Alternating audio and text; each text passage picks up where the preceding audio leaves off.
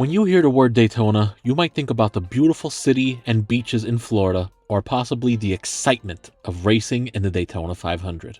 As for myself, I think of the Rolex, which is just as beautiful and exciting as the city and race it is named after.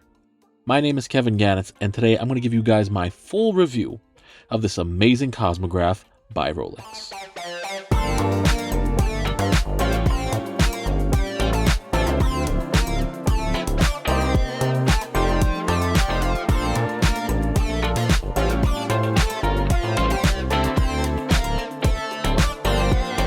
The Rolex Daytona features a 40mm case, water resistant up to 100 meters, comes with the Rolex caliber 4030, based on the Zenith El-Primero caliber 400, an oyster band with safety clasp, and was purchased for $17,000 US.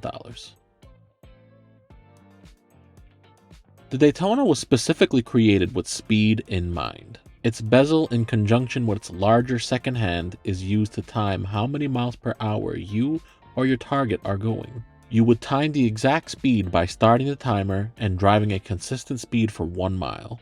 Once the mile is complete, wherever your second hand lands is how fast you are going. The subdials consist of 3 different time measurements: seconds, minutes, and hours.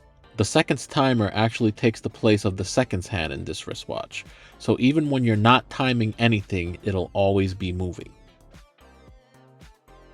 3 timers will begin once the top pusher has been pressed. The larger of the 2 second hands will begin to move alongside the minute and hour timers. As their names imply, they will track how many minutes and hours have passed since you began, which is great because you can time everything from a single lap to a whole race without needing to press any additional buttons. Something to note here really quickly is that the seconds timer is located in different positions depending on what year and what company created or helped create the movement. For this particular model, Rolex went with Zenith's El-Primero 400 caliber movement. Rolex did not have an automatic winding chronograph movement up until the early 2000s. Not wanting to release any new models that required manual winding at the time, they partnered with Zenith, and the Zenith Daytona was crafted. Crafted so well, in fact, that Rolex used the Zenith-based movement for around 12 years until they finally came up with their own version, the 4130. That isn't to say that they just grabbed the movement from Zenith and slapped the Rolex casing over it.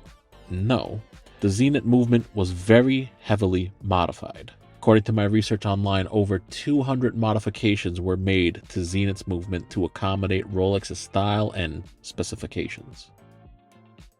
This is one of the reasons why this watch is so exciting.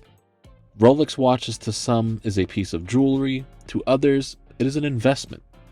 To people who purchased this when it released, they got the best of both worlds.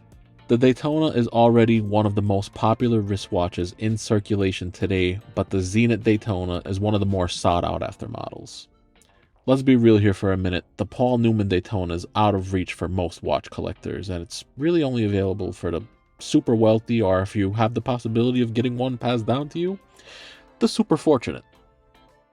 The Zenith Daytona is not only gorgeous, but it is in demand and has proven to be one of Rolex's greatest creations, being that the watch still works flawlessly 27 years later. Beauty is in the eye of the beholder, of course, but in my opinion, the Rolex Daytona is phenomenal, not only in its beauty, but what Rolex has accomplished with it.